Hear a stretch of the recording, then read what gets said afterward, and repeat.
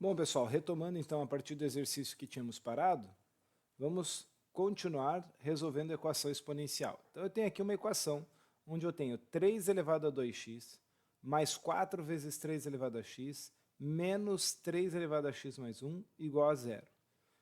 É claro que o 4 e o 0 não vão virar potências de base 3.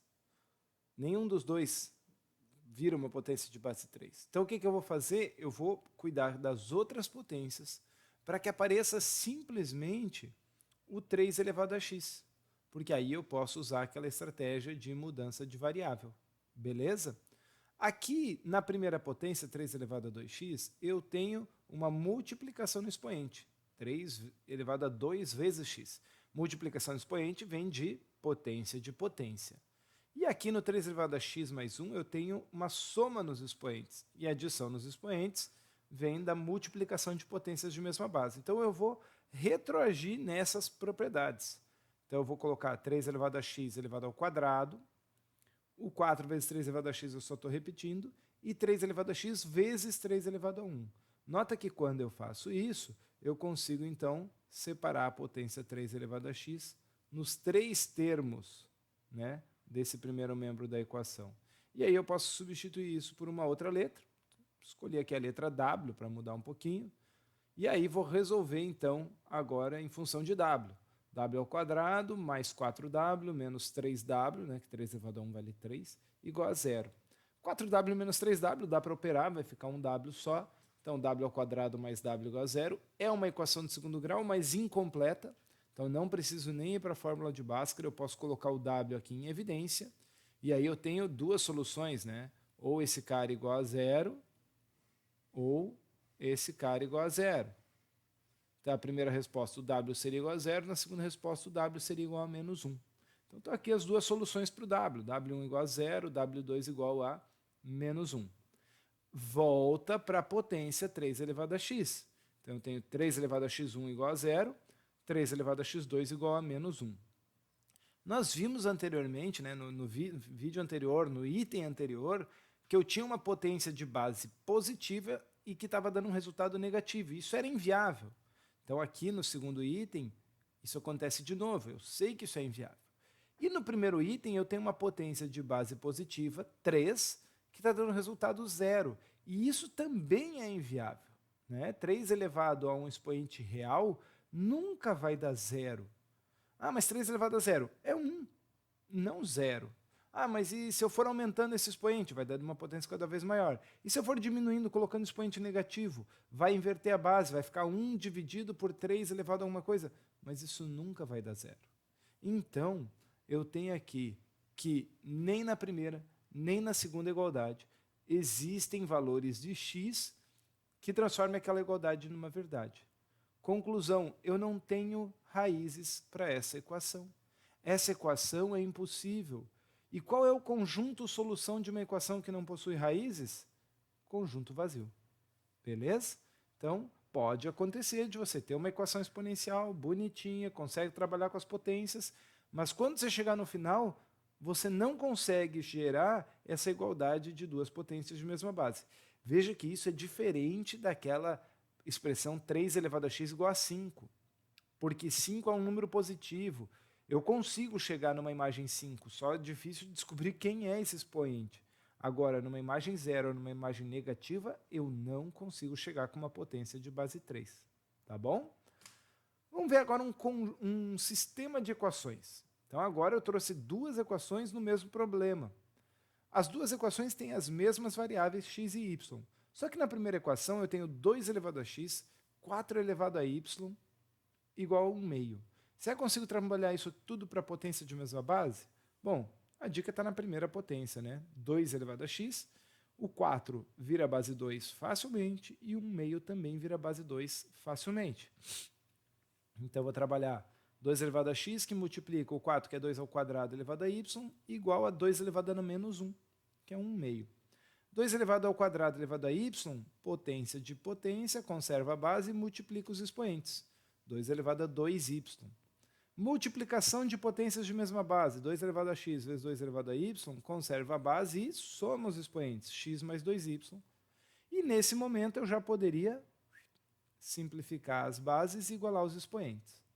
Olhando para outra equação, eu não vou trabalhar com a mesma base 2, até porque eu não preciso, é outra equação, é outra estrutura. Aqui eu tenho a base 7, 7 elevado a x mais y. E aqui eu tenho 1, que é a minha potência de base universal. Eu posso trazer um 7 elevado a zero aqui. E aí também vou poder simplificar aqui então as bases. E aí eu chego então nas duas equações, agora não mais exponenciais. X mais 2y igual a menos 1 e x mais y igual a zero. Sisteminha simplesinho de resolver. Como que eu vou resolver esse sistema? Posso usar substituição, né? Posso usar algumas estratégias. Eu vou usar uma estratégia que é similar à adição, mas é a subtração. Eu vou subtrair a equação de cima menos a equação de baixo. Nessa subtração, x menos x vai zerar, 2y menos y vai ficar 1y, e menos 1 menos 0 vai ficar menos 1. Então aqui eu já sei o valor do y. Y igual a menos 1. Pega uma das equações para achar outra incógnita. Eu vou pegar essa segunda equação, x mais y igual a zero. Se eu isolar o x, eu tenho que x é igual a menos y, né? O contrário da soma é a subtração. Como y vale menos 1, menos com menos vai dar mais, x igual a 1. Achei o valor de x, achei o valor de y. Como é que eu escrevo o conjunto de solução de um sistema? O conjunto de solução de um sistema de equações com duas incógnitas é um par ordenado. Então, dentro das chaves, ele tem que aparecer entre parênteses, valor do x primeiro, valor do y depois. Né? Então, par ordenado, 1 e menos 1. Legal? Beleza.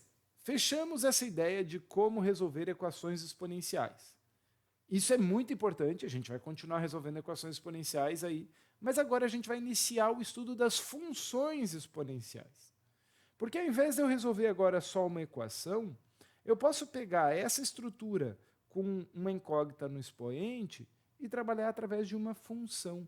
O que acontece com essa potência, com esse a elevado a x, com esse 3 elevado a x, 7 elevado a x, se eu for variando o valor do x? E aí, se eu for variando o valor do x, eu vou tendo resultados para a potência. Eu posso analisar isso usando, por exemplo, o GeoGebra, né? Mas nós vamos pegar primeiro uma aplicação para tentar entender aonde isso vai se encaixar. Vamos supor, então, que em condições ideais, o número de bactérias de uma colônia dobra sempre no mesmo período de tempo. A colônia gerada mantém as mesmas características da original e também duplica em número no mesmo período de tempo. Sabendo que numa determinada colônia, uma espécie de bactéria específica lá, iniciada por uma bactéria, ela dobra a cada 20 minutos, quantas bactérias existirão na colônia depois de 2 horas e 40 minutos? Então veja, eu tenho uma bactéria. Em 20 minutos, ela passa por um processo um processo genético, né, de bipartição. Vocês estudam isso melhor lá na biologia, né? E ela se divide em 2 bactérias. Pronto, agora minha colônia que tinha 20 minutos, ela tem 2. Nos próximos 20 minutos, cada uma dessas 2 também vai dobrar. Então, uma vai virar 2, a outra também vai virar 2, eu vou passar a ter 4 bactérias. E assim vai de 20 em 20 minutos, dobrando a quantidade. A pergunta é depois de 2 horas e 40 minutos. Para analisar essa situação, eu vou montar uma tabelinha. No tempo inicial, eu tenho tempo de 0 minutos, eu tenho ali uma bactéria. Daqui a 20 minutos, eu vou passar a ter 2 bactérias. Se eu pensar nessa uma bactéria como uma potência, ele pode ser um 2 elevado a 0. 20 minutos depois, eu tenho 2 bactérias. Eu posso pensar numa potência, 2 elevado a 1. 40 minutos, eu vou ter 4 bactérias. Eu vou ter uma potência, 2 ao quadrado.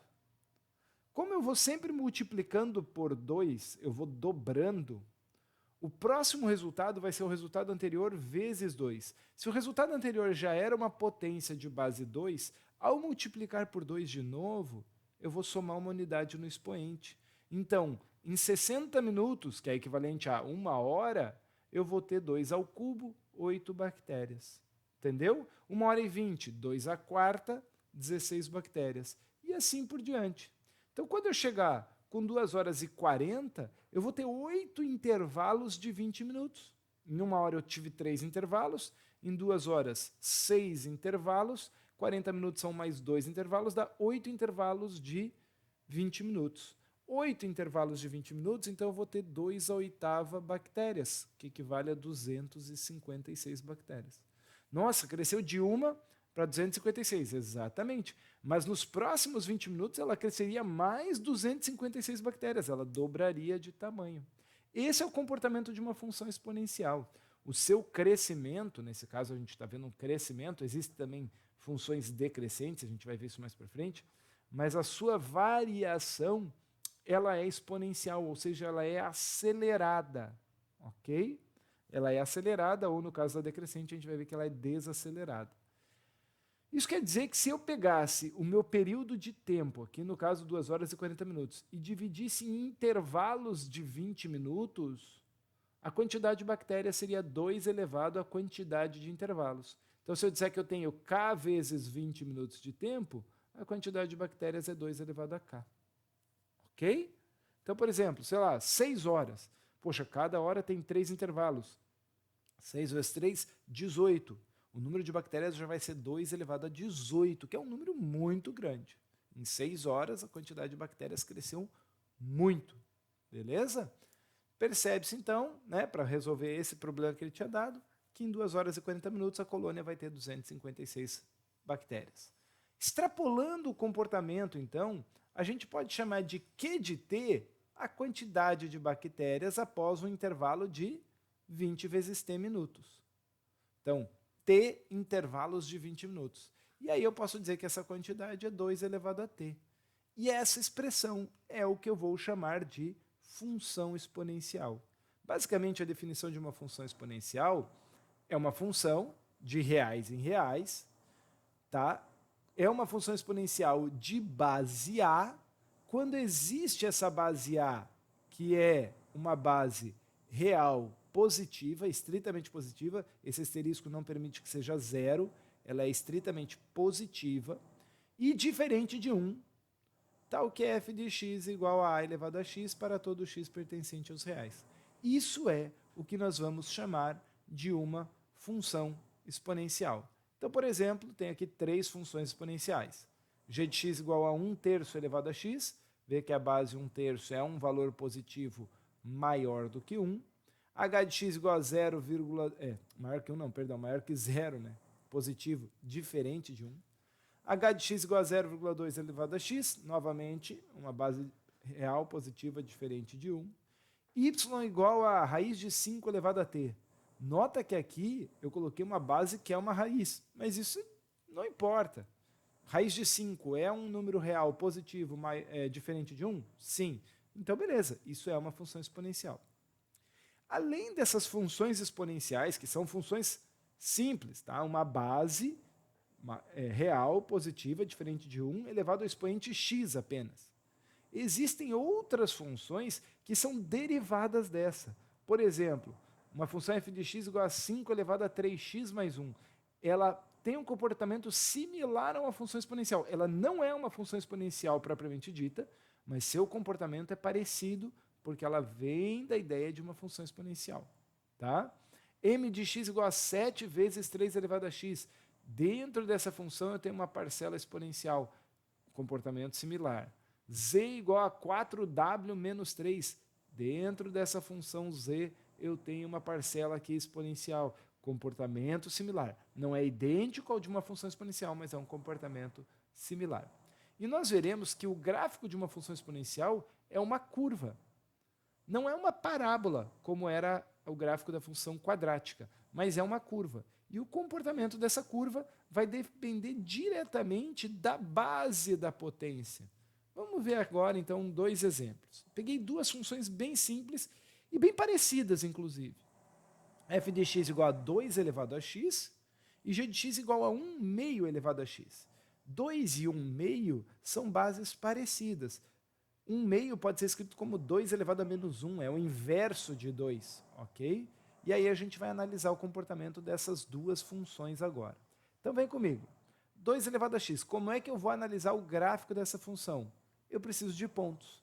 Então eu vou aqui escolher 5 valores para x, Nota que eu escolhi valores próximos ao zero, né? Então eu peguei o 0, o 1 e o 2 para o lado positivo, o menos 1 e o menos 2 para o lado negativo, e vou calcular suas imagens. 2 elevado a menos 2 é 1/4, né? Expoente negativo, inverte a base, ficaria 1 sobre 2 ao quadrado, ficaria 1/4, 0,25. 2 elevado a menos 1 é 1/2, 0,5. 2 elevado a 0 é 1, 2 elevado a 1 é 2, 2 ao quadrado, 4. Se eu tenho aqui as 5 imagens desses 5 valores de domínio, eu tenho 5 pontos, A, B, C, D e E. Ao colocar esses pontos no gráfico, nota que eu fiz aqui uma divisão no eixo Y de meio em meio, então eu vejo que o A está aqui no 0,25, que é aqui, né? Depois o B no meio, o C no 1, o D no 2, o E no 4. Nota que aqui do A para o B subiu só 0,25. Do B para o C já subiu meio. Do C para o D subiu 1 unidade. Do D para o E subiram 2 unidades. O crescimento é acelerado. Para eu passar uma linha que passe nesses 5 pontos, não pode ser uma reta. Tem que ser uma curva. É essa curva, a gente chama de curva exponencial. Ok? Como é que fica o comportamento da outra função, g de x? Vamos fazer algo similar. Vamos pegar também os mesmos 5 valores para x, menos 2, 1, menos 1, 0, 1 e 2, substituindo a função. Quando eu pego 1/2 e elevo a um expoente negativo, veja que aqui eu trouxe 1/2 valendo 0,5, tá, pessoal? Só para economizar espaço ali, porque uma fração ia ocupar mais espaço que um decimal. Só por isso no meu slide, tá bom? 1/2, 0,5 é a mesma coisa. 1/2 elevado a um expoente negativo, eu vou inverter essa base, vai virar 2. 2 ao quadrado, 4. 1/2 elevado a menos 1 vai virar 2 elevado a 1, 2. 1/2 elevado a 0 é 1. Toda base diferente de 0 elevado a 0 dá 1. 1/2 elevado a 1 é o próprio 1/2, que eu deixei aqui como o decimal 0,5. E 1/2, 0,5 elevado ao quadrado deu 0,25, que é 1/4. E aí eu tenho esses 5 pontos. Nota que agora do A para o B houve uma caída, um decréscimo de 2 unidades. Depois do B para o C, 1 unidade, do C para o D caiu meia unidade, do D para o E caiu 0,25 unidade. Então, se antes eu tinha um crescimento acelerado, agora eu tenho um decrescimento desacelerado. Esse é o comportamento dessa função exponencial. E, novamente, eu vou traçar uma curva, agora uma curva exponencial decrescente. Analisando as duas curvas aqui, a gente vai conseguir tirar uma série de conclusões sobre a função exponencial. Eu vou deixar essas conclusões para o próximo vídeo. Inclusive, eu vou começar o próximo vídeo exatamente desse slide, para a gente lembrar de alguns detalhes. Beleza? Segue aí.